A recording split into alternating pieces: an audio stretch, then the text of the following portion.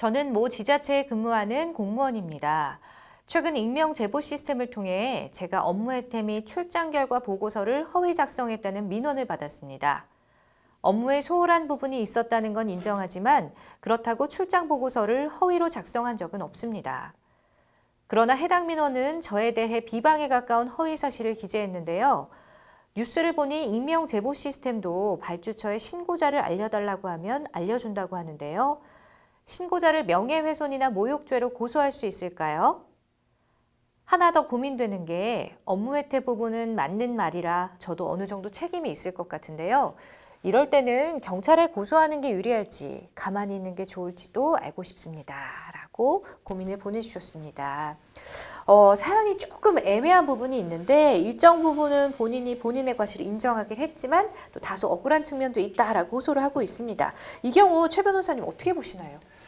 이 부분은 좀 두 개로 지금 혼재되어 있어서 좀 네. 두 개로 나눠서 봐야 될 것 같은데 첫 번째로 본인이 처벌받는 부분하고 예. 그다음에 또 하나는 이제 신고자를 처벌할 수 있느냐 자기가 이제 억울한데 억울한 부분을 이 사람한테 뭐 고소를 하거나 아니면 손해배상 청구를 할 수 있느냐 이 네. 문제로 좀 가야 될 것 같아요. 근데 지금 마지막에 경찰에 고소하는 게 유리할지 가만히 있는 게 좋을지 알고 싶다. 이 부분은 아마도 내가 억울함을 표출하기 위해서 뭐 무고죄나 뭐 상대편한테 이렇게 해서 고소를 하신다는 얘기로 좀 해석해야 되는 게 맞겠죠.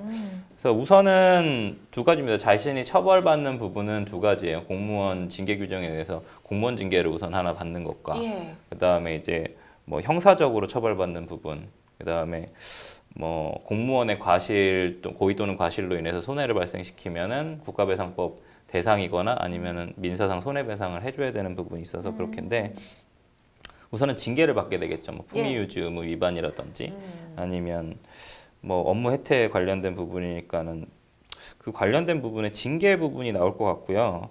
이제 이게 사실은 손해배상을 해줘야 되는 부분이 없잖아요. 그렇죠? 업무 혜택을 했다는 부분 때문에 국민이 뭐 손해배상 청구를 하는 부분 이런 거는 조금 이상하니까요. 그래서 사실은 네. 그래서 공무원의 뭐 고의 또는 과실이 중과실이거나 만약에 고의면은 우리는 이제 개인이 책임을 많이 져야 됩니다. 예. 그래서 공무원에게 손해배상 청구를 해야 되고요. 만약에 경과실 같은 경우에는 국가가 배상하고 그냥 국가배상 책임으로 가거든요. 그 두 부분이 있어서 근데 지금 같은 경우에 손해배상 부분은 좀 또 안 나타날 것 같아요. 뭐 이거를 뭐 신고하신 분이 손해배상 받고 싶어 하지 뭐 그런 건 아닐 것 같거든요. 그냥 공익신고자 형태인 것 같으니까 징계 하나 빼고는 나타날 것 같지는 않습니다. 그렇군요. 자, 이분이 또 궁금해하시는 게 바로 민원 제보자일 것 같은데 민원 제보자 공개를 요청을 할 수가 있나요?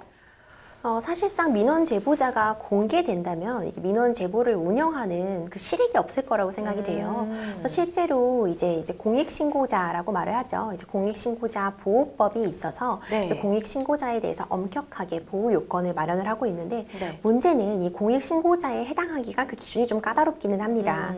이제 제보자의 요건이 굉장히 까다로워서 특정 법률이 나열되어 있는데 이제 제보자 신원이 드러나지 않게 보호해야 하는 그 제보의 요건이 이제 법률로 이런 법률에 해당할 경우에만 네. 보호가 된다고 좀 까다롭게 되어 있고 그렇기 또 공익신고의 그 기간이 그 기관 자체도 이런 기관에 신고하는 경우에만 이제 이 공익신고자 보호법이 적용이 되기 때문에 지금 굉장히 좀 문제로 떠오르고 있고요. 이제 이번 사연 같은 경우에는 어떤 시스템에 지금 제보를 하신 건지는 나타나 있지 않지만 이제 익명 제보 시스템이라고 되어 계시잖아요. 네. 요즘 이런 익명 제보 시스템은 이제 회원 가입을 하지 않고선 바로 제보를 하게 되어 있어서 또 어떻게 보면은 다른 측면에서는 회원 가입도 없이 이제 무분별하게 정말 그러네요. 허위의 사실을 뭐 제보하시는 경우에 또 문제가 돼서 이런 부분도 보호가 필요하다는 지적은 나와 있지만 사실상 공개를 요청하는 건 좀 어렵지 않으실까.